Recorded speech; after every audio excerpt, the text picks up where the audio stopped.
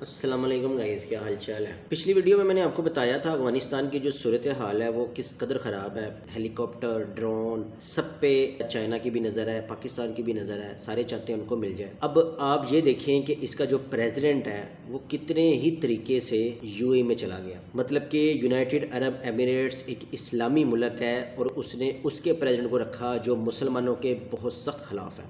کس کی وجہ سے؟ اسرائیل کی وجہ سے۔ اب اسرائیل کا تو ہمیں حکم ہوا ہے کہ اس کو تو نیست و نموز کرنا ہے، جو ہمارا قبلہ اول پہ وہ قبضہ کر کے بیٹھا ہوا ہے۔ یونائٹڈ عرب ایمریٹس والے جو ہے نا کہ وہ جتنا مسلمانوں کو ظلم کرتا ہے نا ان کو وہ اتنا ہی اچھا لگتا ہے۔ انڈیا جو ہے نا وہ کشمیر کے اوپر ظلم تیز کر دیا، اس نے سیکشن لگا دی، آرڈیننس ختم کر دیا، تو یونائٹڈ عرب ایمریٹس نے مودی کو بلا کے ان کو تاج پہنایا، ہار دیا، عزت افزائی کی۔ اب اشرف غنی جو افغانستان کا صدر ہے اس نے ہر فورم پہ پاکستان کی برائی کی۔ جب برائی کی تو یونائٹڈ عرب ایمریٹس کو بہت پسند ہے وہ، اور اس کو اسرائیل بھی بہت پسند ہے۔ اس کی وجہ یہ ہے کہ اسرائیل کے پاس پیسے بہت ہیں۔ اسرائیل کے اتنے زیادہ آدمی افغانستان میں موجود ہیں کہ آپ سوچ نہیں سکتے۔ ڈرون ٹیکنالوجی ساری آتی اسرائیل سے۔ چھوٹا سا ملک ہے، چھوٹا سا 80-90 لاکھ کا ملک ہے، اور انڈیا 1 ارب 30 کروڑ کا ملک ہے، لیکن اسرائیل آگے ہے، اور اسرائیل انڈیا اور یو ایس اے کو چلاتا ہے۔ انڈیا نے یہ شو کیا پوری دنیا کو کہ اگر کوئی ہمارے ساتھ ہوتا ہے،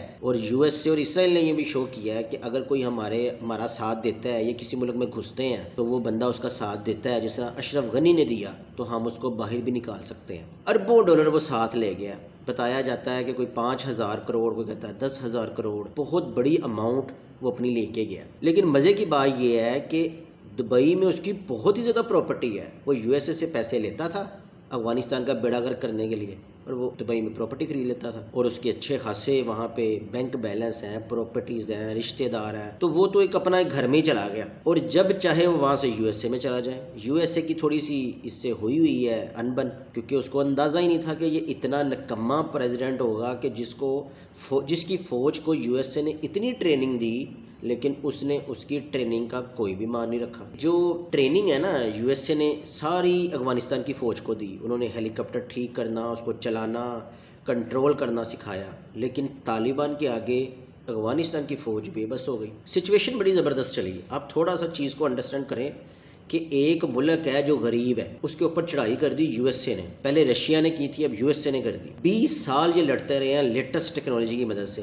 لیکن اینڈ پہ ناکام ہو گئے۔ اس کے ساتھ شراکت داری تھی، پارٹنرشپ تھی انڈیا کی اور اسرائیل کی، کیونکہ یہ مسلمانوں کے خلاف ہے۔ اسرائیل کو پتہ ہے مڈل ایسٹ نے تو چڑھ جانا ہمارے اوپر، کویت اس کے خلاف، اردن اس کے خلاف، یمن اس کے خلاف، بلکہ مسلمان 2 بلین سے زیادہ مسلمان ہیں جو سارے اسرائیل کے خلاف ہیں، لیکن 80 لاکھ کے ملک کو کچھ بگاڑ نہیں سکتا، کیونکہ اس کے ساتھ انڈیا کھڑا ہے، اس کے ساتھ یو ایس اے کھڑا ہے، اس کے ساتھ پورا یورپ کھڑا ہے۔ آج کل جو جنگیں ہیں نا وہ بیسیکلی ہتھیاروں سے نہیں لڑی جاتی، آج کل جنگیں لڑی جاتی ہیں ٹیکنالوجی سے، اکانومی سے۔ جس کے پاس زیادہ اکانومی اور ٹیکنالوجی ہوگی وہ جیت جائے گا۔ آج کل بٹن دبا کے میزائل چھوڑنا یہ بہت پرانے ہو گئے ہیں طریقہ کار۔ اب مسلمان ہی مسلمان کا دشمن ہے، افغانستان پاکستان کا دشمن ہے، یو اے ای سعودی عرب کا دشمن ہے، سعودی عرب ایران کا دشمن ہے، مطلب کہ آپس میں یہ لڑ رہے ہیں۔ ایک مسلمان دوسرے مسلمان ملک کے اتنا سخت خلاف ہے کہ آپ کی سوچ، اور یہ سارا یورپ کروا رہا ہے۔ آپس میں لڑتے رہو، جھگڑتے رہو، سعودی عرب ایران پہ حملہ کر رہا ہے، افغانستان پاکستان پہ کر رہا ہے، افغانستان ترکی کو دھمکیاں دے رہا ہے، ترکی افغانستان کو دے، آپس میں لڑتے مرتے ہیں سارے، اور اس کا فائدہ اٹھا رہا ہے یورپ اور یہ انڈیا جیسے ملک، جن کا کام ہی اپنے ملک کی بہتری کی بجائے دوسرے کے ملک کو خراب کرنا، اور یہ کہنا کہ پاکستان ٹیررسٹ ملک ہے۔ اور وہ بڑی حد تک کامیاب بھی ہو جاتا ہے ہر فورم پہ، کیونکہ ان کی پاپولیشن بہت بڑی ہے۔